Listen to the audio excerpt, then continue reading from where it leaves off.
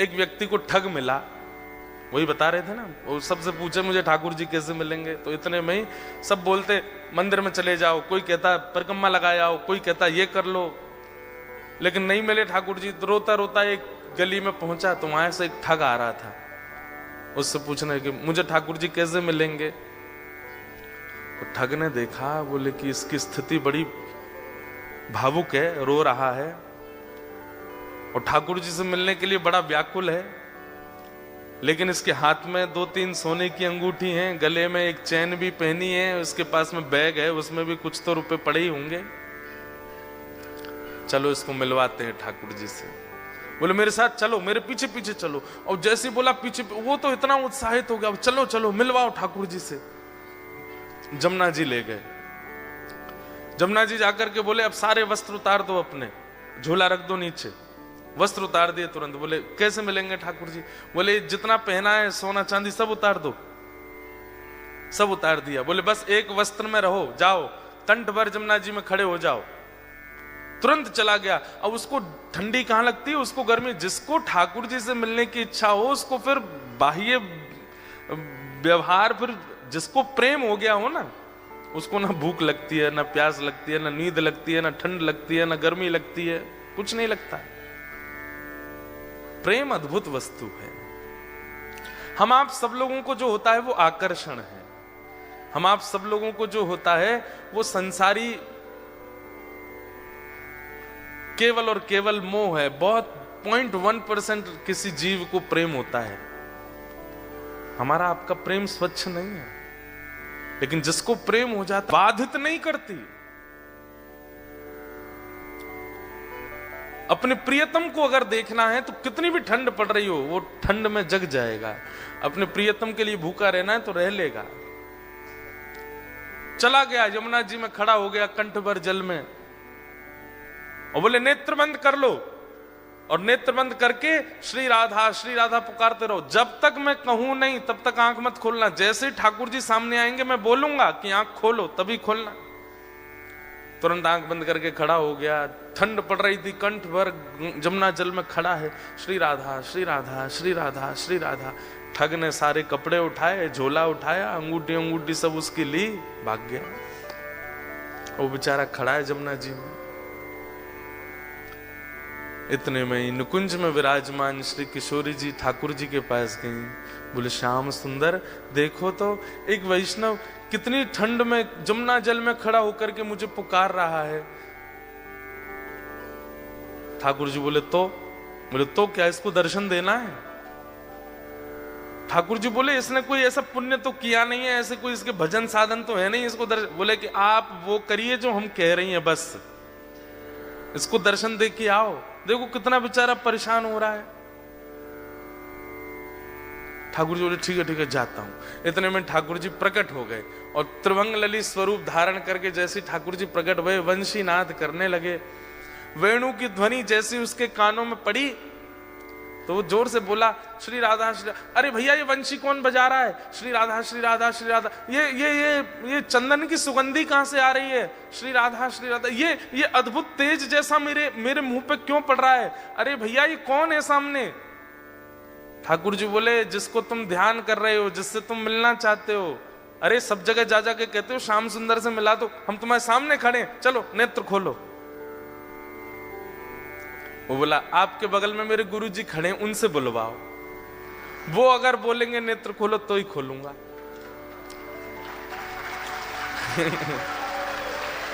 ठाकुर जी आप आ गए, बहुत अच्छा किया आपने अपने वचन का निर्वहन किया, पर आपके बगल में मेरे गुरु जी खड़े हैं, वही मुझे लेकर के आए थे। उन्होंने ही कहा था जमुना जी में खड़े हो जाओ, राधा राधा जपो।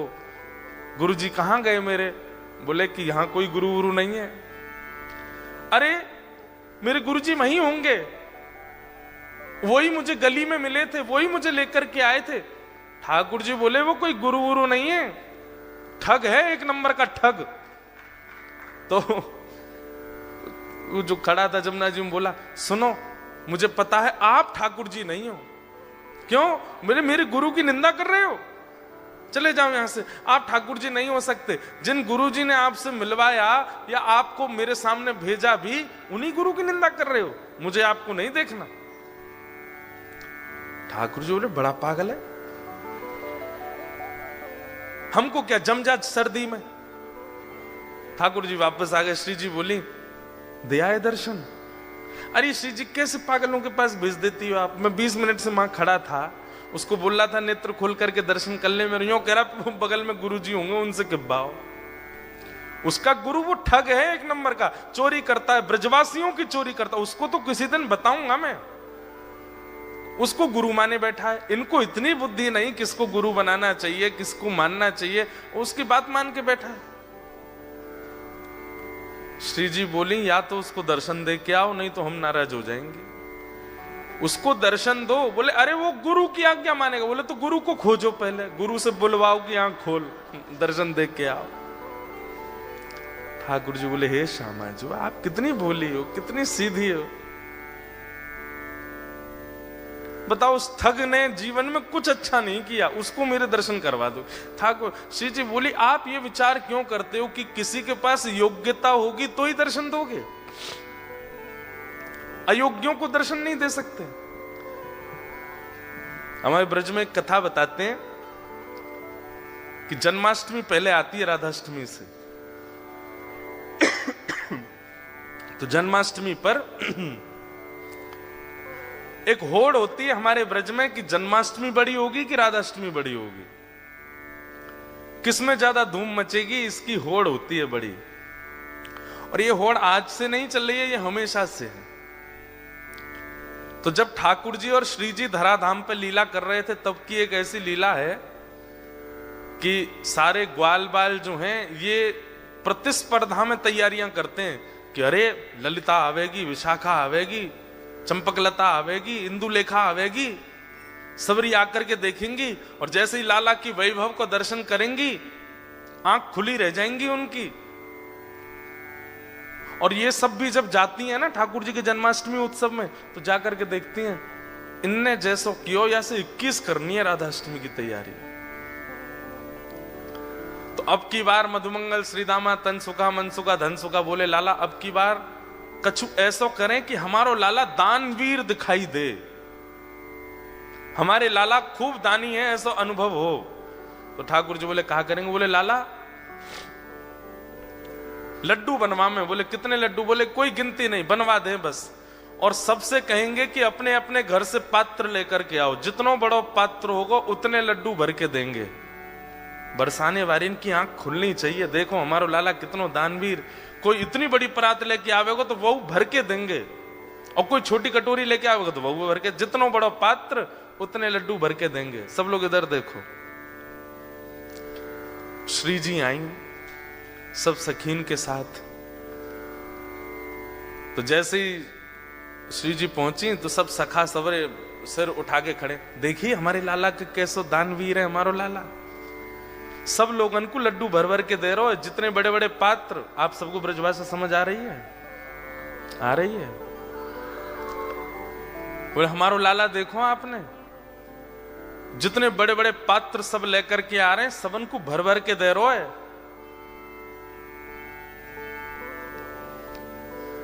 इतने में ललिता बोली और कोई छोटे पात्र लेके आ रहे हो तो? वो बोले भाई जितना बड़ा पात्र उतने ही लड्डू मिलेंगे, और तुम्हारी बस चले तो इतना बड़ा पात्र ले आओ, लाला भर के ही देखो। अब तुम पे है ही इतना सा तो फिर तो 4 लड्डू ही देखो। ललिता विशाखा बोली राधाष्टमी पे बरसाने आई हो अब के तो दिखाएंगे हम। तो सब रे सखा बोले ऐसो कहा करेंगे ये? तो बरसाने में कहा कियो, सब जगह हल्ला मचवा दियो, कोई भी पात्र लेकर के मत आइयो, खाली हाथ आइयो। तो ये सुनकर के सब सखा बोले बताओ पात्रन की मना कर दे तो कहा देंगे ये? सब खाली हाथ जा रहे। तो कहा देखो कि मुख्य द्वार पे ललिता विशाखा खड़ी हैं और जितने लोग आ रहे हैं सबन को बड़े बड़े पात्र पकड़ा रही हैं, कोई भी छोटा पात्र नहीं, सबन को बड़े बड़े पात्र दे रही हैं। अब जाओ श्री जी के पास, और श्री जी वह पात्र को भर भर के दे रही हैं। जैसे ही मधुमंगल श्रीदामा सबरे पहुंचे, अरे तुम्हारो लाला तो बड़ो पात्र होगो तो ज्यादा देगो, छोटो होगो तो कम देगो, हमारी श्री जी तो पात्र भी खुद देती हैं और फिर वह भर के और दे में। ये हमारी लाडली जी हैं, ये हमारी किशोरी जी हैं। इतनो सो मोह रह गयो ग्वाल बालन को। लाला तू एक काम कर, बोले कहा, तू अपनो जन्मदिन बाद में कर, हम कछु भी करें, ये बात 21 ही कर ला में, क्यों 1 महीना बाद आता है श्री जी का जन्मदिन।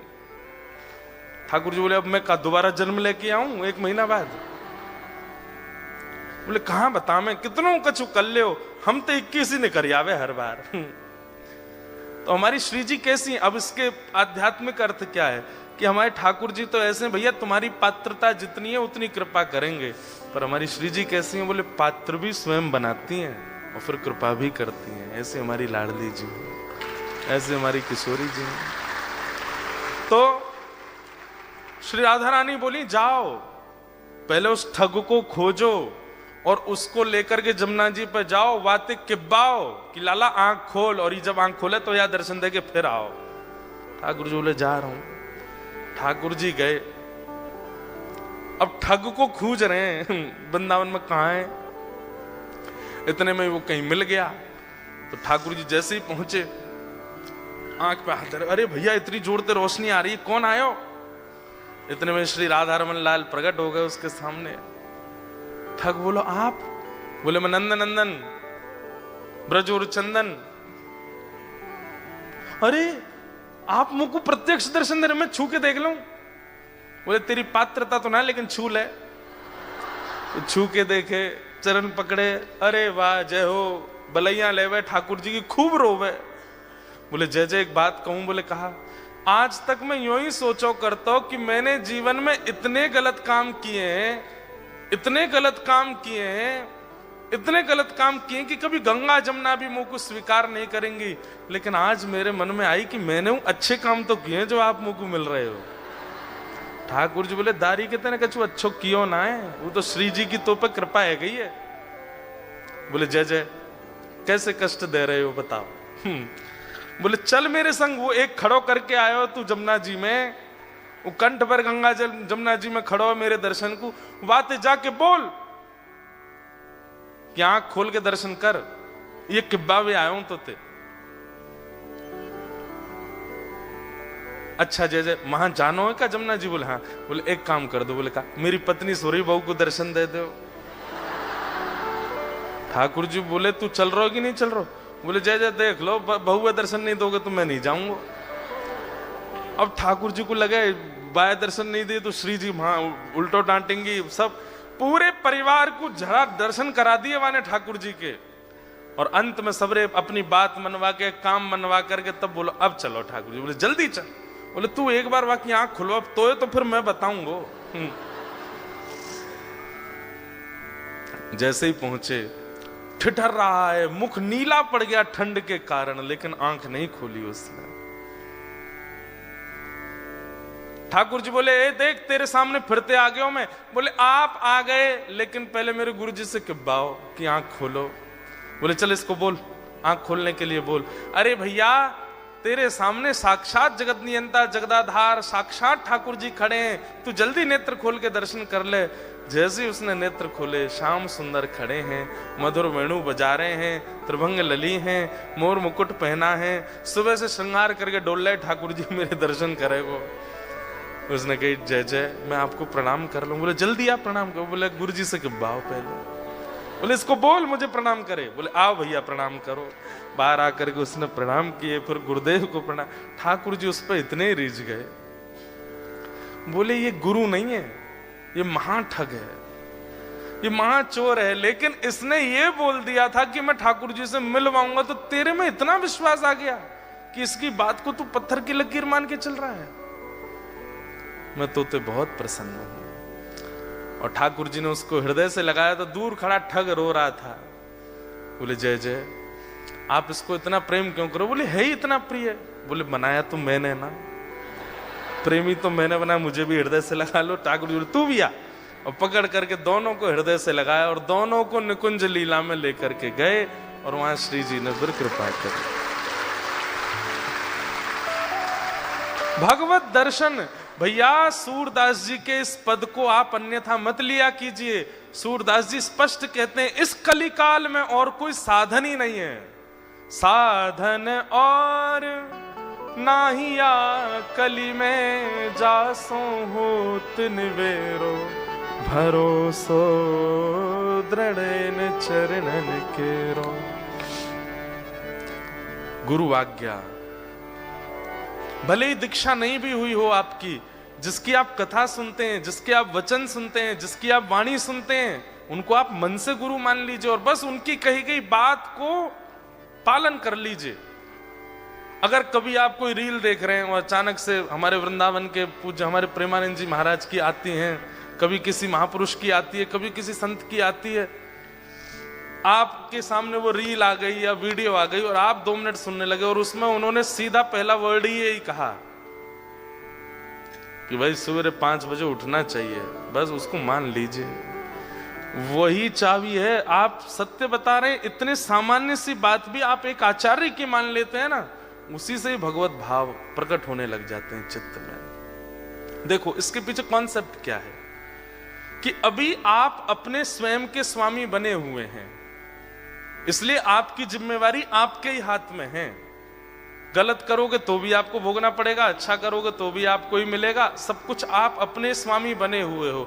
लेकिन जैसे ही आप किसी के आसरतु होते हैं, जैसे आप किसी का आश्रय ग्रहण करते हैं, उसकी बात को मानना प्रारंभ कर देते हैं और वो व्यक्ति वैष्णव है, ठाकुर जी का भक्त है, तो फिर ठाकुर जी को चिंता होती है कि अरे बताओ, ये इतनी दूर ऑस्ट्रेलिया में रहता है, इतनी व्यस्त क्रम में रहता है और फिर ये मेरे एक वैष्णव की बातें मान रहा है। अगर इसका कल्याण नहीं हुआ तो इस वैष्णव और मेरी इस पर कृपा और मेरा ये आश्रय है, इस पर अविश्वास हो जाएगा, इसलिए इसकी बातें पूरी करनी चाहिए। तो इसलिए आप जब किसी गुरुआश्रित हो जाते हैं तो ठाकुर जी को चिंता होती है कि भाई ये गुरु आज्ञा मानता है और अगर इसका कल्याण नहीं हुआ तो गुरु शिष्य परंपरा नष्ट हो जाएगी, इसलिए ठाकुर जी फिर कृपा करते हैं। तो चाहे सूरदास हो, चाहे कुंभनदास हो, चाहे रैदास हो, चाहे मीराबाई हो, सबको दर्शन गुरु कृपा से।